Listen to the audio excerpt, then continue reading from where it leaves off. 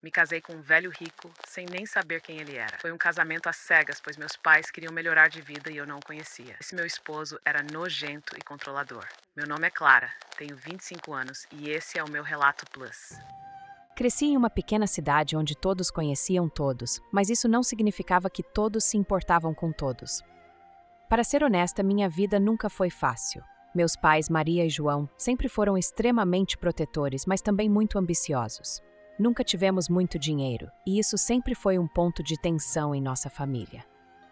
Desde pequena, fui ensinada que a sobrevivência dependia da nossa habilidade de agarrar oportunidades. Então, quando cheguei aos 25 anos sem um emprego estável ou perspectivas claras, a frustração de meus pais aumentou. Eles estavam desesperados para encontrar uma solução para a nossa situação financeira cada vez mais precária.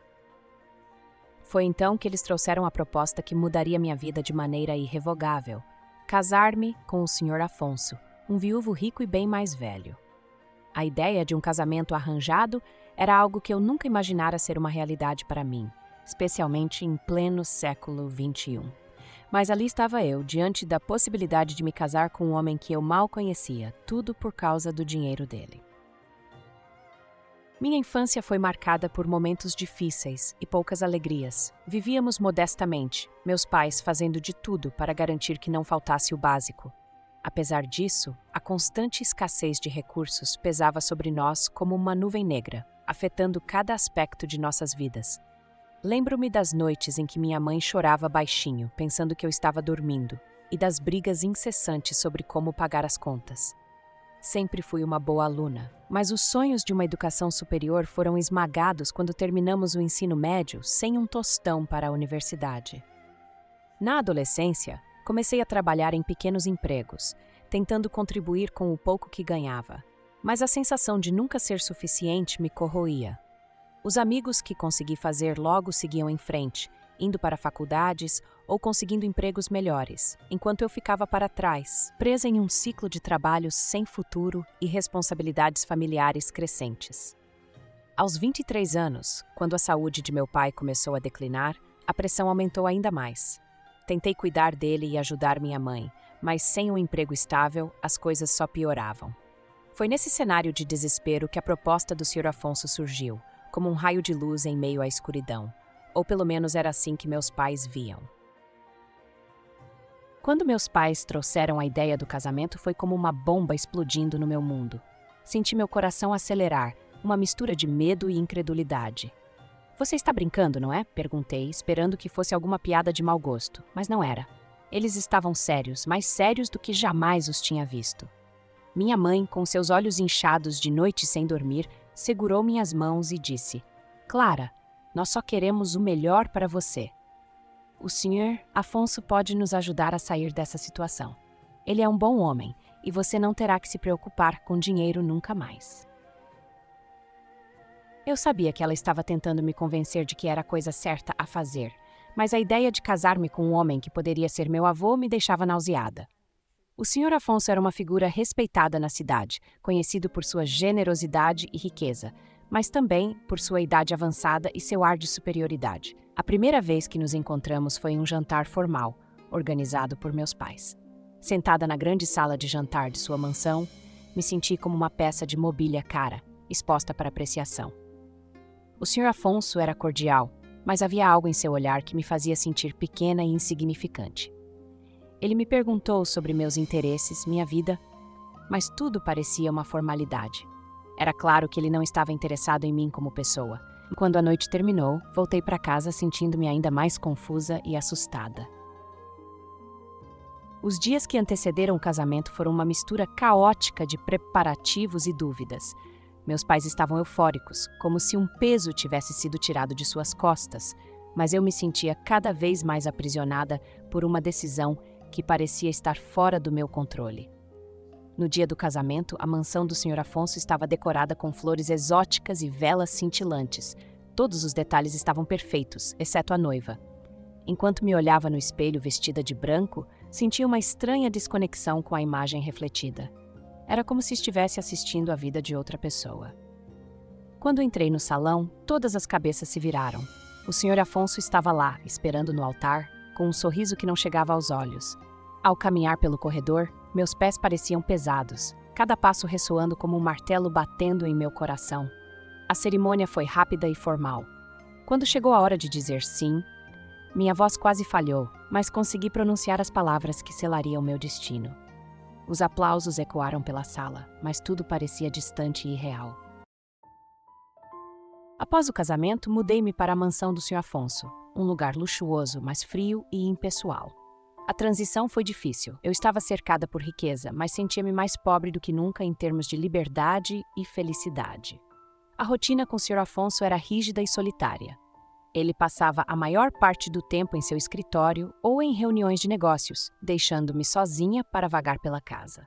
Os criados eram educados, mas distantes, e eu sentia que estava constantemente sob vigilância.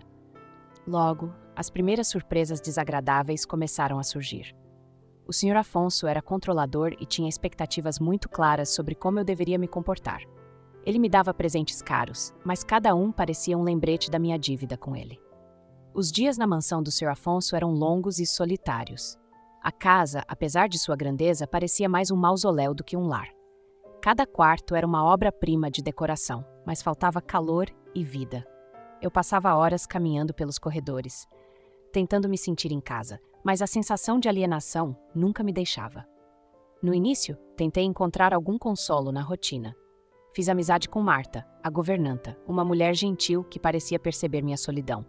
Marta me contava histórias sobre os antigos donos da casa e suas próprias experiências de vida. Ela era um raro raio de luz em meio à minha escuridão. Afonso era um constante lembrete do meu novo status. Ele tinha um jeito peculiar de me observar, como se estivesse sempre avaliando minha performance. Suas expectativas eram muitas e variadas. Eu devia estar impecavelmente vestida para os jantares, saber me portar adequadamente em eventos sociais e, o mais difícil de tudo, deveria me submeter silenciosamente às suas vontades.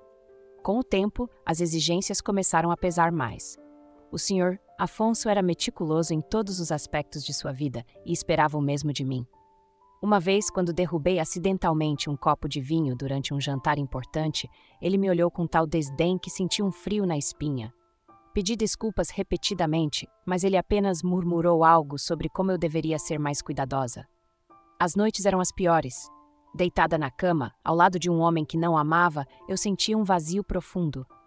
O som da sua respiração pesada, o frio das roupas de cama de seda, tudo parecia um constante lembrete do meu isolamento. Tentava dormir, mas frequentemente acordava de pesadelos, sentindo-me presa e impotente. Com o passar dos meses, comecei a questionar minha própria sanidade. Estava perdendo partes de mim mesma, sacrificando minha liberdade e felicidade por uma promessa de segurança que nunca se concretizava verdadeiramente. Sentia-me sufocada pela opulência da mansão e pela presença controladora do Sr. Afonso. Um dia, durante um jantar particularmente tenso, o Sr. Afonso anunciou que iríamos a um baile de gala na cidade. Era um evento importante, repleto de figuras influentes. Ele queria que eu fosse sua dama perfeita, uma vitrine de seu sucesso e bom gosto. A ideia de me exibir como um troféu me revoltava, mas sabia que recusar não era uma opção. No baile, rodeada por estranhos e submersa em uma atmosfera de opulência que me deixava nauseada, algo dentro de mim estalou. Vi-me refletida em um espelho, uma bela fachada sem vida, e soube que não podia continuar assim. Enquanto o Sr. Afonso conversava animadamente com outros convidados, escapei para um canto isolado do salão.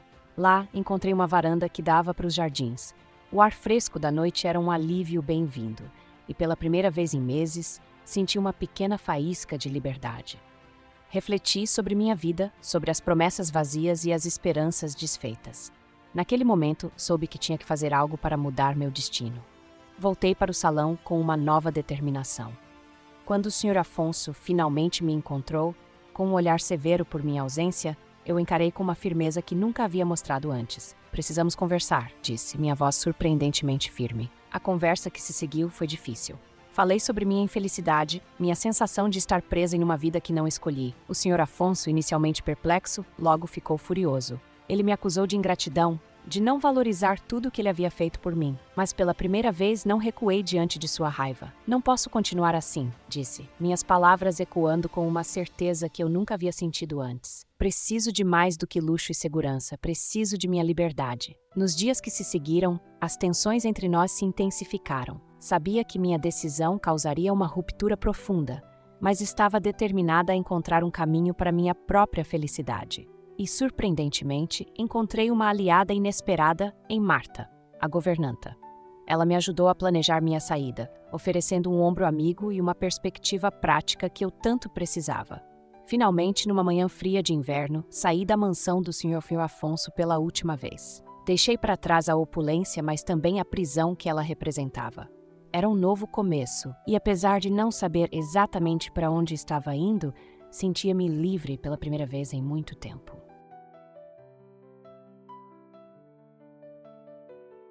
Infelizmente, sim. Cada vez que ele me tocava era uma invasão ao meu corpo e à minha alma. Havia noites em que ele me exigia como um direito seu, sem se importar com meus sentimentos ou desejos. Eu me sentia uma prisioneira em minha própria pele, forçada a suportar sua presença e seus toques repulsivos. Seu controle ia além das palavras. Ele invadia meus pensamentos, minhas emoções e me deixava sentindo suja e desprovida de qualquer valor próprio. Sim, muitas vezes. Havia momentos em que, para evitar sua raiva ou punição, eu tinha que sorrir e fingir que tudo estava bem. Tive que engolir o orgulho e fingir prazer onde só havia repulsa, me curvar à sua vontade para sobreviver.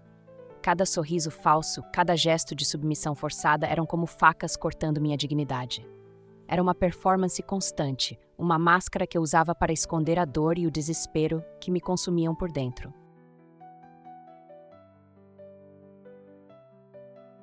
Constantemente.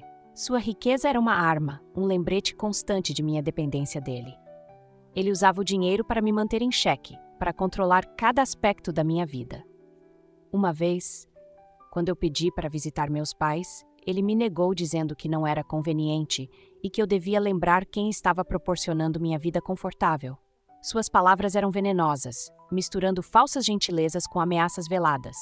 Eu era uma marionete em suas mãos, e ele puxava as cordas com maestria, garantindo que eu nunca esquecesse meu lugar. E aí, gostou?